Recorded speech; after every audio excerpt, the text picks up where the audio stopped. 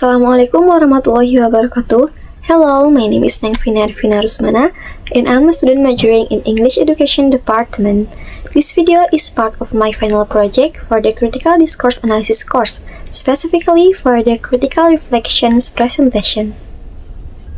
Before that, let me introduce about the key topics in CDA. CDA, or Critical Discourse Analysis, is a qualitative approach that used to critically describe, interpret, and explain how discourse is shaped, as well as how discourse can maintain or legitimize the social inequality. In this course, I study theories from Van Dijk's, Fairclough's, Wodak, and also Van Leeuwen's, each of which was highlighted how discourse shapes and is shaped by ideology. Therefore, CDA is also crucial for understanding how language is reflects, reinforces, or even challenges the power relations in society. Next, let's talk about my learning experiences. In the Critical Discourse Analysis course, the method that helped me the most was the group discussions before analyzing the text in class. From that discussion, I can start to guess how does the framework works, and also I can start to guess what was the hidden meaning, what was the hidden intention of the text. So when the lecturer explains, I could relate and often thought, oh yeah, this is what we were discussing before.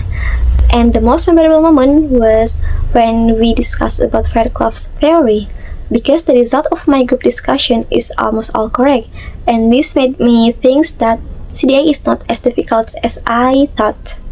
For my discourse analysis assignment, I chose an article from Tempo that discussed about pemangkasan anggaran Kemendikdasme.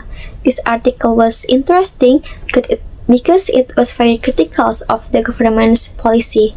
I used Van Leeuwen's approach, especially how the social actors presented in the text, although there may be friends who use the same approach, but we only focus on the inclusion strategies. Now, I will explain about my personal reflections. After taking the CDA course, my understanding of discourse has completely changed. I realized that discourse is not just language, but there is an ideology and power behind the way it is delivered. Now, whenever I read news or see content on social media, I don't just accept it. I start asking questions. Why do they deliver it like that?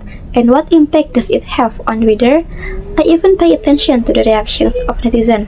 Does the text succeed? Does the content succeed in shaping public opinion? And the biggest challenge for me is when I have to explain the result of the analysis.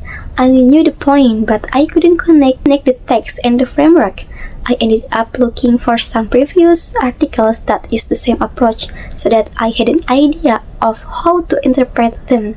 From there, I learned that looking for references is not copying, but a creative way to understand the right strategies. Last one is implications for teaching. In my opinion, CDA principle can be applied in teaching practice by encouraging students to analyze actual issues with clear ideological directions. For example, like Tempo. As you know that Tempo is not really in government side, and it is often criticized the government's policy. But actually, everyday experience can also be material reflections that is no less meaningful. Lecturer can get students to see how language shapes the way we perceive reality, including in terms of power. It is important for students to express their own point of view. To be more courageous, they can also be trained to support their opinions with data and facts, so that they can remain strong despite of differences opinion. The lecture's focus should not only be on the text, but also on the ideology and communication objective behind the text. This way, students can be more aware that language is not neutral, and they can also grow as individuals who are critical, courageous, and have their own voice. From my experience studying CDA, I learned that language is not just a means of communications, but can also be a tool to shape power. The process of discourse analysis is challenging, but it's where I learned to develop critical and original thinking. In academia, originality is important, not only to distinguish our work, but also as a form of courage to express personal viewpoints responsibly. That's all I can say. Thank you so much for watching. Wassalamualaikum warahmatullahi wabarakatuh.